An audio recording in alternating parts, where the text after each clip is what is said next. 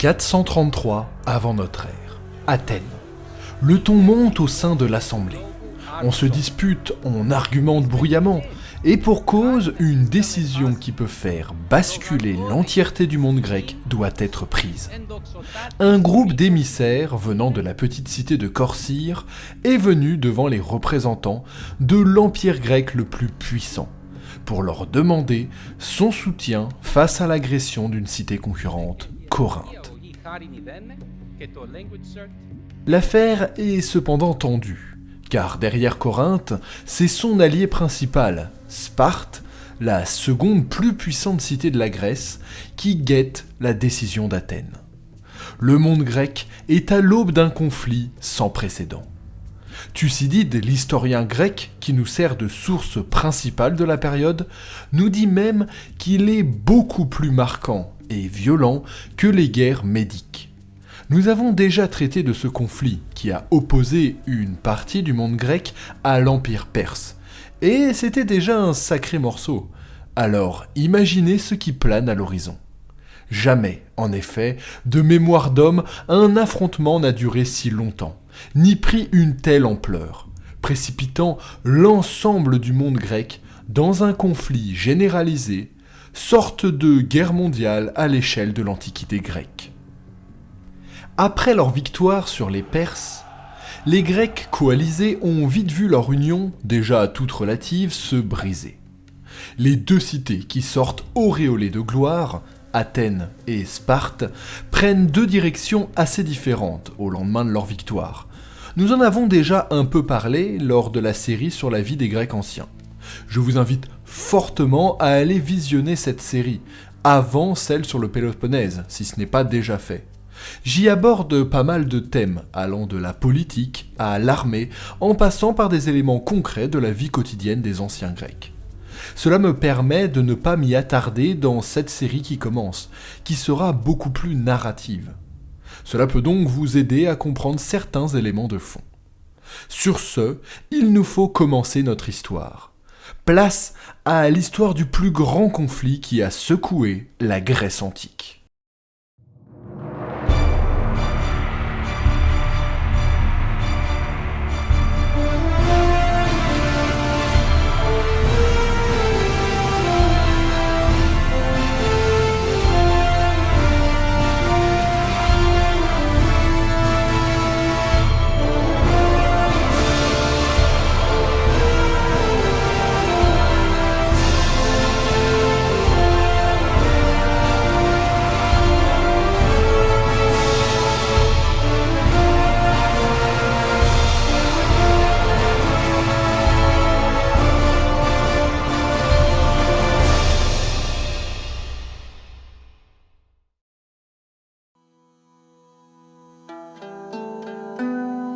Remontons un petit peu en arrière.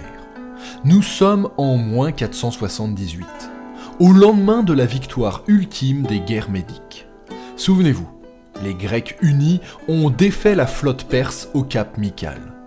À peine les blessés sont rassemblés que la fracture entre Athéniens et Spartiates semble prendre forme. L'armada grecque est alors commandée par deux généraux. Léotychidas II, l'un des deux rois de Sparte, et Xanthippe, stratège athénien. Et d'ailleurs, le père d'un certain Périclès. Le premier veut rentrer en Grèce.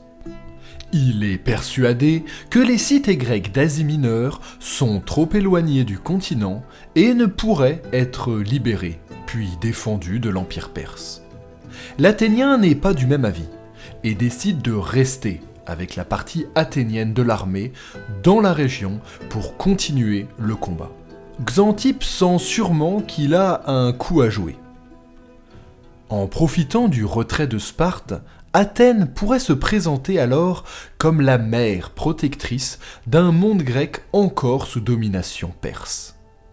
De l'autre côté de la mer, sur le continent, la situation est encore plus délicate pour l'aura de Sparte. La grande armée coalisée des Grecs vient de vaincre l'armée perse à la bataille de Platée. Mais déjà son commandant, le Spartiate Pausanias, fait parler de lui. on raconte qu'il fait graver son seul nom sur le monument commémorant la victoire, se l'octroyant à titre personnel.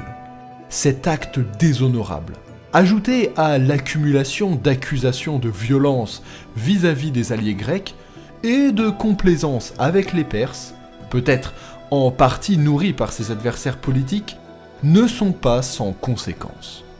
Bien que Pausanias soit rappelé à Sparte et emmuré vivant après qu'il se soit réfugié dans un sanctuaire, l'hégémonie de sa cité est mise à mal. Elle est même remise en question. Les partisans du repli de Sparte sur son précaré du Péloponnèse, où elle doit déjà maintenir une certaine cohésion entre ses centaines de milliers d'esclaves et de périèques et sa poignée de citoyens, l'emporte donc. La cité lacédémonienne renoue avec son isolationnisme traditionnel. La protégée d'Athéna ne se fait pas prier et comble vite le vide laissé. Elle érige en quelques mois une alliance, la Ligue de Délos, qui s'articule entre Athènes et la grande majorité des îles de la mer Égée. Son but est simple, chasser les Perses des côtes de cette mer. Sur le front, la Ligue envoie ses troupes, commandées par les Athéniens bien évidemment, en la personne du stratège Cimon. Nous l'avons déjà abordé dans l'épisode précédent. Les Grecs s'emploient à réduire les dernières places de résistance perse. Eion au nord ou encore en Pamphylie en Asie mineure. Cimon se mue en navigateur et en meneur d'hommes assez efficace, faisant oublier son goût pour la boisson et la luxure. Cependant, attention, tout ne se passe pas toujours comme prévu. Entre 459 et 454 avant notre ère, il mène une expédition ambitieuse en Égypte pour tenter de la détacher du joug perse en soutenant une révolte locale. Et autant vous le dire, c'est un désastre qui coûte des dizaines de trières et des milliers de pertes humaines. Cimon s'emploie alors à ramener l'initiative côté grec et remporte une double victoire, navale et terrestre, contre l'Empire perse au sud de l'Asie mineure. Une ultime bataille décisive est finalement remportée en -451 sur l'île de Chypre, chèrement payée car elle coûte la vie de l'artisan de cette hégémonie naissante, le commandant Cimon. Il est temps de faire la paix. Les Athéniens et leurs alliés s'entendent finalement avec les Perses lors de la paix de Callias, en 449 avant notre ère, 50 ans tout pile après le début des hostilités et le soulèvement d'Aristagoras à Milet. On pourrait alors se dire, la Ligue de Délos n'a dès lors plus vraiment de raison d'être. Mais les Athéniens ne comptent pas renoncer à leur hégémonie, qui se transforme même en domination, aussi facilement. Athènes a bien joué ses cartes. L'alliance est offensive. Chaque cité doit participer aux guerres de l'alliance. Cela se matérialise avant tout par la flotte. La Ligue possède sa propre force navale. Elle est financée par le versement du phoros, une contribution en argent ou en nature de tous ses membres. Lors de la fondation de l'Alliance, 17 cités fournissent des marins, des soldats et des trières. Mais au fil des années, seules 3 grandes îles sur les quelques 200 membres de la Ligue conservent ce mode de contribution en nature, Chios, Samos et Lesbos. La flotte devient donc essentiellement athénienne, ainsi que ses marins et les hoplites embarqués. Mais Athènes engrange un revenu considérable venant des autres cités qui préfèrent participer financièrement. Les cités membres se trouvent donc assez vite désarmées, sans les moyens de maintenir une force digne de ce nom. Athènes favorise également sa cause en utilisant la spoliation de terres, la dissémination de citoyens, colons et garnisons, l'obligation d'utilisation des mesures et monnaies athéniennes pour fluidifier les échanges, mais aussi l'ingérence judiciaire et même la surveillance administrative par des magistrats athéniens. Et j'en passe. Désormais, la Ligue de Délos est vraiment à part entière l'empire athénien. Quelques cités tentent bien de se rebeller, Dassos, Eubée, Samos, mais à chaque fois, Athènes réagit promptement et écrase toute velléité. Un homme, dont nous allons beaucoup parler dans cette série, se fait connaître du public dans cette répression, un certain Périclès. Dans la continuité de Cimon, il se montre particulièrement intransigeant, voire cruel, avec les vaincus, sûrement pour marquer l'exemple. Malgré les lourdes pertes qu'Athènes enregistre, sa méthode fonctionne. Les cités se tiennent désormais à carreau. Périclès, nouvel homme fort du pouvoir athénien, semble conscient de la nature tyrannique de l'emprise d'Athènes sur ses alliés.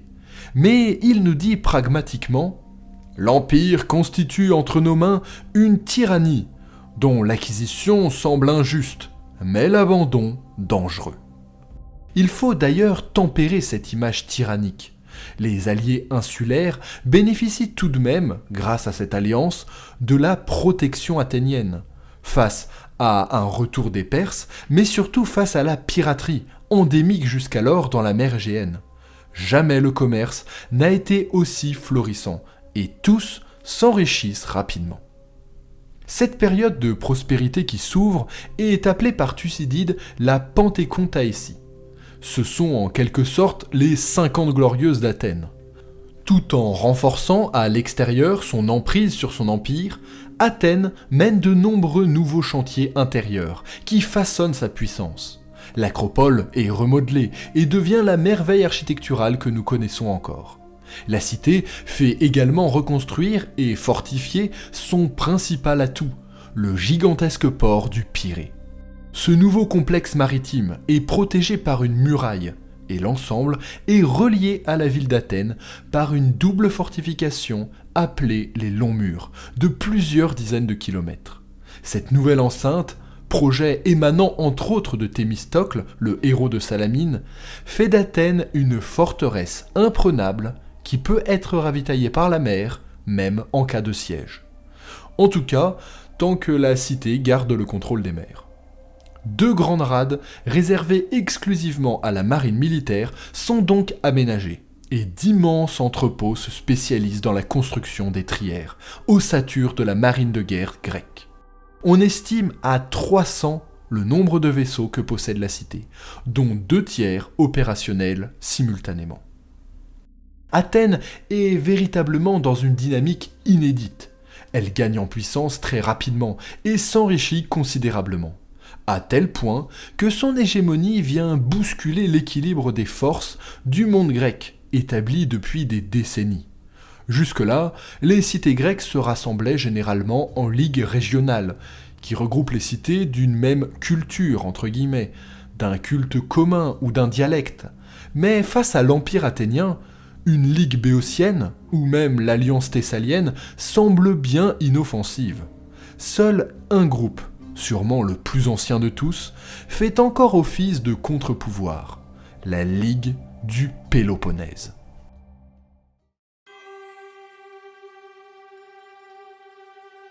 Articulée autour de Sparte, englobant la majorité de la péninsule du même nom, et étant liée culturellement avec la Béotie, la Ligue du Péloponnèse s'inquiète de la montée en puissance athénienne. Souvenez-vous, l'épisode du tremblement de terre de la Laconie de 464 avant notre ère et le renvoi par Sparte des soldats athéniens venus à leur aide a durablement érodé les relations entre les 2 grandes cités. La suite des événements ne dirige pas la péninsule vers un apaisement. À partir de -462, Athènes se rapproche diplomatiquement d'Argos, ennemi héréditaire de Sparte et caillou dans la chaussure de la Ligue du Péloponnèse. L'année suivante, la cité se rapproche de Mégare cette fois-ci, pourtant membre de la Ligue du Péloponnèse. Elle lui confère la capacité de lever une puissante muraille. La cité se décroche de fait de l'influence de la Ligue du Péloponnèse et donne à Athènes un dangereux accès à la péninsule. En -458, les Athéniens s'emparent de la cité de Naupacte, juste en face du Péloponnèse, et y aident les Ilotes révoltés contre Sparte à s'y établir. On le voit assez clairement sur la carte, Athènes avance ses pions de manière agressive autour de l'aire d'influence spartiate. Dans cette dynamique, Athènes s'attaque la même année à l'île d'Égine, adversaire héréditaire. Après une victoire en mer, les hoplites athéniens débarquent et assiègent la cité.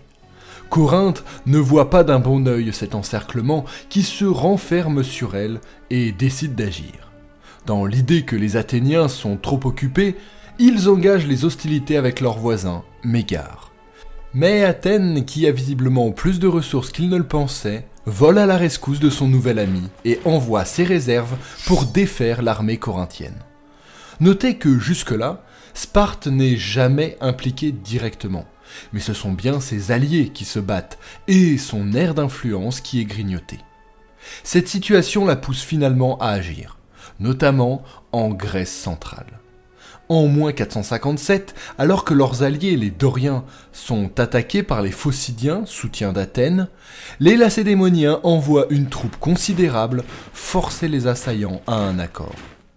Profitant d'être dans la région, ils décident de rester en Béotie pour évaluer la situation. La réaction des Athéniens, qui voient dans cette démonstration de force une véritable menace, ne se fait pas attendre. L'armée secondaire est levée, les alliés convoqués, et la force est mise en marche. Les deux camps sont fébriles. Va-t-on vraiment se battre ? Les deux cités les plus puissantes de la Grèce vont-elles vraiment se faire face ? À force d'avancer, les deux armées se retrouvent bel et bien face à face, près de Tanagra. 14 000 Athéniens et alliés sont défaits par les plus de 11 000 Spartiates et alliés, au prix de lourdes pertes des deux côtés. Mais il en faut plus pour que la cité à la chouette abandonne. Profitant du départ spartiate, 2 mois après leur défaite, les Athéniens prennent leur revanche et envahissent la Béotie, la Phocide et la Locride orientale, grâce notamment à leur victoire à Oinophyta. Face à ce retournement de situation, Égine capitule et entre dans l'alliance athénienne en lui livrant sa flotte. Prudent, Athènes, qui est en position de force, mais essoufflée, décide de conclure une trêve de 5 ans avec Sparte en cette année de moins 451. Mais rapidement, les troubles reviennent en Grèce centrale. Chacun soutient son parti, et les cités lui étant favorables. Et cette fois-ci, c'est Athènes qui est défait à Coronée en moins 447, par les Béotiens alliés des Spartiates. La cité se voit obligée de renoncer à son hégémonie sur la région et le statu quo s'impose. À l'issue de ces escarmouches successives, que certains appellent aujourd'hui première guerre du Péloponnèse, les deux cités se rendent compte qu'elles se dirigent toutes les deux vers un conflit qui pourrait littéralement détruire le monde grec, et on décide de temporiser. Sparte et Athènes concluent une trêve durant l'hiver 446-445. Plus claire que la précédente. D'après celle que l'on nomme paix de 30 ans, les deux cités s'engagent à respecter les zones d'influence de leurs rivales et à avoir recours à un arbitrage en cas de conflit d'intérêts. Plutarque nous dit même que Périclès propose d'organiser un conseil panhellénique incluant les deux cités, qui doit se concentrer sur des projets communs afin de réchauffer les relations. Mais visiblement, les Spartiates refusent. Cette paix de 30 ans reconnaît de fait un monde grec bipolaire. Cette paix qui porte mal son nom va durer tout de même 15 ans. Athènes profite de la situation apaisée pour consolider son empire, et Périclès affirme son autorité sur la cité à travers de nombreuses réformes, notamment en politique et sur la production navale, renforçant le pouvoir démocratique et la flotte athénienne. Cette autorité suprême se confirme en 443, quand le rival de Périclès, Thucydide, pas l'historien mais un aristocrate plutôt traditionnaliste, qui souhaite lui plutôt revenir à l'idée fondamentale de la Ligue de Délos, est ostracisé, au profit des idées démocratiques et hégémoniques du premier. Athènes tente en effet de s'étendre toujours plus. Cependant, elle se doit de préserver la sphère d'influence spartiate, et regarde donc plus loin. Tourioi, ou encore Néapolis, futur Naples, sont fondés entre les années 450 et 440 sur les côtes italiennes.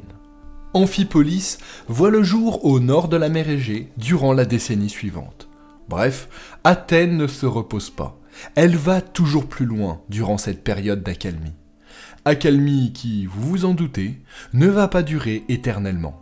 Et nous arrivons là aux événements qui ont déclenché pour de bon le conflit sans précédent que nous allons traiter dans cette série. Corcyre, colonie de Corinthe, est l'une des grandes puissances maritimes de la Grèce. En -433, pour des différends finalement assez mineurs, elle se retrouve en confrontation avec sa cité-mère. C'est à ce moment-là, alors que l'archipel de Corcyre est en proie au doute face à la puissance maritime de Corinthe qui rivalise avec la sienne, des émissaires sont envoyés vers l'allié potentiel le plus évident, Athènes. Afin de convaincre l'assemblée athénienne de leur bon droit, les grands mots sont employés.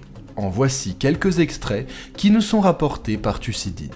« Notre sagesse, apparente d'autrefois, qui nous détournait de partager avec autrui les hasards des guerres, qui ne nous regardaient pas, ne se montre plus qu'aujourd'hui comme une imprudence et faiblesse. Nous sommes obligés de demander du secours. Après votre marine, la nôtre est la plus puissante. Et considérez quelle plus rare fortune et plus affligeante pour vos ennemis que de voir une puissance s'offrir à vous d'elle-même et se remettre dans vos mains sans vous causer ni danger ni dépense. Nos ennemis sont les mêmes. Il serait de votre intérêt qu'il n'existe pas d'autre flotte que la vôtre. Soyez les amis de ceux qui ont la meilleure flotte. » Ce discours qui nous est rapporté est extrêmement intéressant. Les phénomènes alors en œuvre sont particulièrement explicites. La polarisation de la Grèce se fait de plus en plus importante, et c'est une véritable guerre froide qui s'impose entre Athènes et Sparte, où toutes les cités, jusque-là très neutres et indépendantes dans leur diplomatie, ne s'alliant que quand les circonstances l'exigent et pour une courte période, doivent maintenant impérativement choisir leur camp.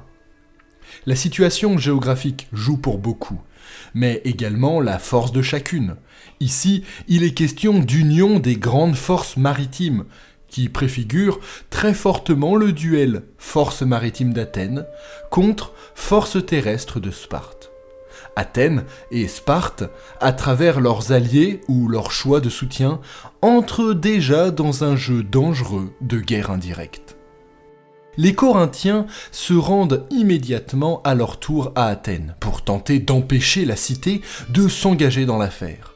Ils appuient le fait que Corcyre a toujours fait le choix de la neutralité, notamment lors des guerres médiques, où jamais ils n'ont daigné apporter leur aide à Athènes alors qu'elle était en danger.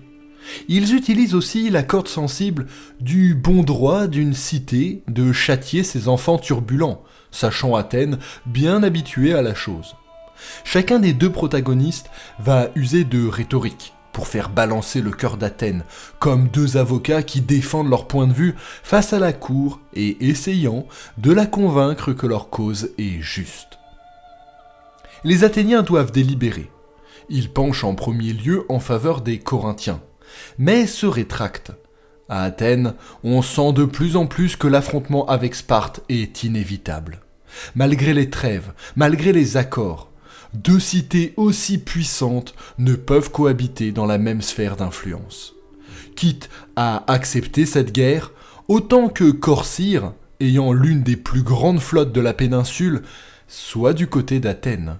De plus, l'île de Corcyre est idéalement située sur la route de l'Italie et de la Sicile, une base avancée parfaite pour la marine athénienne.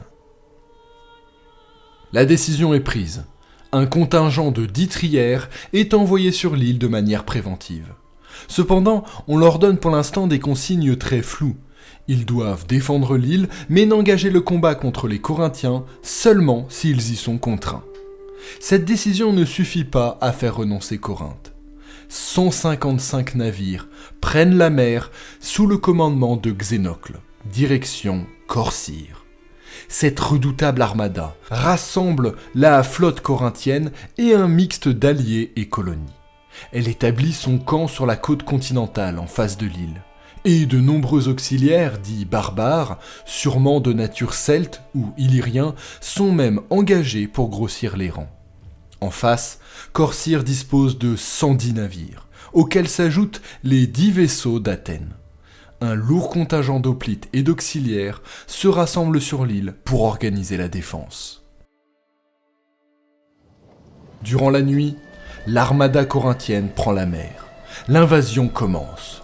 À l'aube, alors qu'ils traversent la haute mer et sont en vue de l'îlot de Sybota, les Corcyréens apparaissent à l'horizon. Le contingent athénien les accompagne sur l'aile droite. En face, le hasard fait que les meilleurs vaisseaux corinthiens sont en face des Athéniens. La bataille de Sybota commence.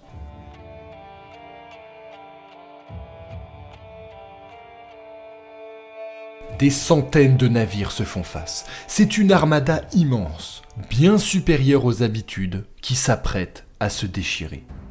Le combat est inévitable. Et très vite, le duel s'engage et le choc est violent. Thucydide nous explique que l'art de la stratégie brille beaucoup moins dans ces batailles que le courage des hoplites embarqués sur lesquels repose l'espérance de la victoire. On combat durement, au corps à corps, sur les ponts des navires d'abordage, alors que ces derniers ne bougent presque plus, encastrés les uns dans les autres. Les vaisseaux athéniens ont une aura presque surnaturelle. La renommée de ces équipages, après les guerres médiques, est immense, et ils imposent une crainte dans le cœur de l'opposant. Mais les Athéniens n'engagent pas le combat. En face d'eux se trouvent les marins corinthiens, et les attaquer signifie la guerre ouverte. Heureusement pour Corcyre, son aile gauche parvient à enfoncer l'aile droite ennemie, et la brèche est de plus en plus grave. Certaines trières poursuivent même leurs opposants jusqu'au camp corinthien et débarquent pour le piller. Cependant, il ne faut jamais crier victoire trop rapidement. Une vingtaine de vaisseaux corcyréens sont partis en poursuite.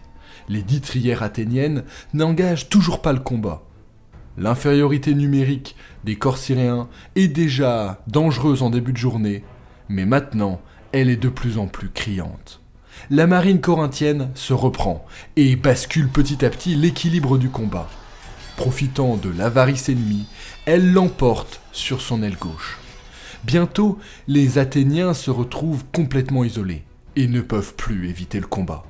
Aura légendaire ou pas, ils ne sont plus que 10 et se retrouvent finalement assaillis de toutes parts par des ennemis beaucoup plus nombreux. Ils sont tous mis en fuite. Les Corinthiens s'appliquent à parcourir une à une les différentes épaves et à massacrer tous les survivants. Ayant du mal à reconnaître les hommes non corinthiens, ils égorgent même certains naufragés de leur propre aile droite, démantelés quelques heures auparavant.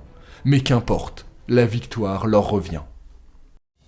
C'est dans ce chaos que se termine l'une des plus grandes batailles navales qui n'ait jamais eu lieu entre deux flottes grecques. Après le choc, les Corinthiens se voient tout de même contraints de retourner sur le continent pour panser leurs blessures, avant de refaire voile le jour même pour Corcyre. Ces derniers, bien décidés à ne pas abandonner leur île si facilement, rassemblent leurs forces et retournent au combat avec ce qu'il leur reste de navires en état. Vient le crépuscule, et les deux flottes vont bientôt entrer à nouveau en contact. Les Corcyréens le savent, leurs chances sont minces, voire nulles. Mais c'est alors, quelques minutes avant l'affrontement, qu'ils s'aperçoivent que les Corinthiens commencent subitement à reculer. La raison ? 20 trières athéniennes qui débouchent de nulle part. Un contingent de secours est arrivé alors que la nuit tombait, envoyé par Athènes qui craignait, à raison, que l'armada ennemie soit trop importante. Trompés par la grande distance les séparant et par l'obscurité grandissante, les Corinthiens pensent qu'une flotte entière athénienne est en approche, une armada redoutable, et la confusion gagne la ligne. Le repli est ordonné pour éviter un désastre, et Corinthe rebrousse chemin. Très beau coup de bluff involontaire. Se laissant ainsi sur un match nul, chaque partie va bien entendu se déclarer vainqueur de l'affrontement. Mais au-delà de savoir qui a gagné, cette rude journée marque surtout la fin évidente de la paix. Des citoyens athéniens sont morts, et leurs frères ont fait rempart face aux alliés de Sparte. Bien qu'ils affirment n'avoir été là que défensivement, les Athéniens se savent engagés.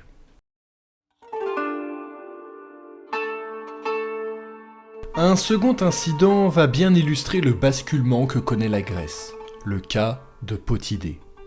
Colonie fondée par Corinthe elle aussi, mais faisant entièrement partie de l'Empire athénien, Potidée se retrouve dans une situation étriquée.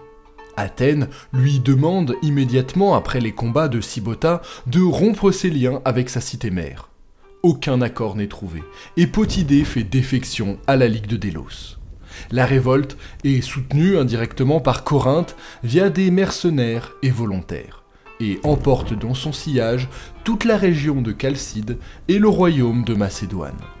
Vous commencez à connaître la flexibilité d'Athènes sur les défections, une force est envoyée sans attendre. Les hostilités gagnent toute la région, et le siège de la cité rebelle est posé. Une bataille s'engage devant la ville, où les Athéniens se battent à nouveau contre des Péloponnésiens et leurs alliés. La fragile corde qui retient le monde grec est de plus en plus fine, et elle doit bien finir par craquer. En 432, un décret athénien, défendu par Périclès lui-même, exclut les Mégariens des ports de la Ligue de Délos et du marché athénien, suite à un différend, sûrement plus politique et pragmatique que le mythe parfois mis en avant. C'est une catastrophe économique, et même vivrière pour la cité qui fait partie, n'oubliez pas, de la Ligue du Péloponnèse. Sparte organise très vite une rencontre diplomatique en présence d'envoyés athéniens afin de régler la situation. Mais ces derniers se montrent inflexibles. Nous avons repoussé les Perses à Salamine quasiment seuls. Nous avons libéré l'Asie mineure. L'hégémonie nous revient de droit. Les négociations échouent et le traité de Mégare reste en place. Corinthe menace Sparte de quitter la Ligue du Péloponnèse si elle ne réagit pas. Les émissaires de Mégare supplient eux aussi la cité lacédémonienne de se préparer à la guerre. Enfin, Archidamos II, roi de Sparte et ami de Périclès, se prononce contre la guerre, en prévenant l'Assemblée qu'Athènes est un ennemi puissant et que le conflit qui s'annonce serait terrible pour tout le monde, qu'il pourrait durer plus d'une génération. Les efforts se rassemblent et se résolvent à entrer en guerre contre Athènes, avec derrière eux toute la Ligue du Péloponnèse et la Béotie.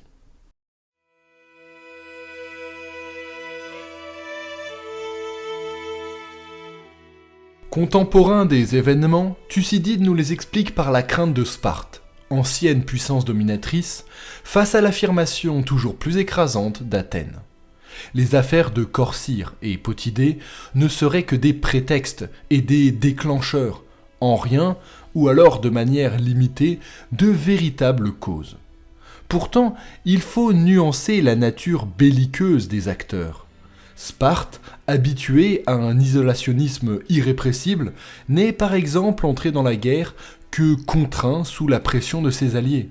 Périclès a de son côté par plusieurs fois tenté d'unir à nouveau le peuple grec autour d'une idée panhellénique afin d'éviter la guerre. Mais le conflit éclate finalement. S'étendant sur plus d'un quart de siècle, il va se découper en plusieurs grandes périodes, où des batailles et expéditions incroyables vont faire rage, et dont la brutalité stupéfia les contemporains. Chaque cité se prépare, rassemble ses troupes, ses navires et ses alliés. Contrairement à ce que pourrait laisser penser le nom même de cette guerre, le théâtre des opérations va s'étendre bien au-delà de la péninsule, embrasant toute la Méditerranée orientale. Thucydide nous dit de lui que c'est, je cite, « la crise la plus grave qui eût jamais ébranlé la Grèce, et avec elle une partie du monde barbare. » Thucydide, ancien stratège athénien, est évidemment au centre de la mémoire que nous avons de cette guerre. Il applique les principes du sophisme à l'étude de la guerre, sujet de son enquête, et jette les bases de l'histoire rationnelle. Définir les causes lointaines du conflit, la ramener à une opposition entre les deux pôles de la civilisation grecque, mesurer l'impact de la guerre sur les belligérants et sur leur comportement. Tel était le but de l'historien. Si Thucydide n'avait pas écrit La guerre du Péloponnèse, les historiens d'aujourd'hui accorderaient-ils la même importance à ce conflit ? L'influence exercée par le récit de l'historien athénien sur l'historiographie contemporaine est profonde. Sa lecture du monde grec, à cette époque, semble même intemporelle dans certains mécanismes et a souvent été comparée à l'Europe de 1914 par exemple, ou au monde au lendemain de la Seconde Guerre mondiale, et même à aujourd'hui, à la situation actuelle. De mon côté, je peux vous le dire, la série narrative qui s'ouvre se sert beaucoup de son travail. Mais attention, il faut garder un certain recul sur son œuvre, et le travail des historiens modernes sur la question sont pour cela une ressource précieuse. Enfin, les pièces d'Aristophane et celles d'Euripide, les premiers dialogues de Platon, et bien sûr, pour la suite de la guerre, l'œuvre de Xénophon, viennent compléter le tableau pour cette série. Je vais tâcher de garder un fil narratif fort au fil des épisodes avec quelques parenthèses pour prendre le temps d'analyser certains phénomènes. Je vais également tâcher de m'attarder sur au moins une bataille, navale ou terrestre, par épisode. N'hésitez pas à faire des retours dans les commentaires pour m'aider à ajuster cette recette que je perfectionnerai. Les retours sur toutes les ressources visuelles, enfin, que je fais moi-même, sont aussi les bienvenus. Restez aux aguets de la chaîne, assurez-vous d'être bien abonné pour ne pas manquer la suite. J'espère que cette entrée en matière vous a mis l'eau à la bouche, et moi je vous dis à bientôt pour la suite de la série, et d'ici là, que l'histoire soit avec vous.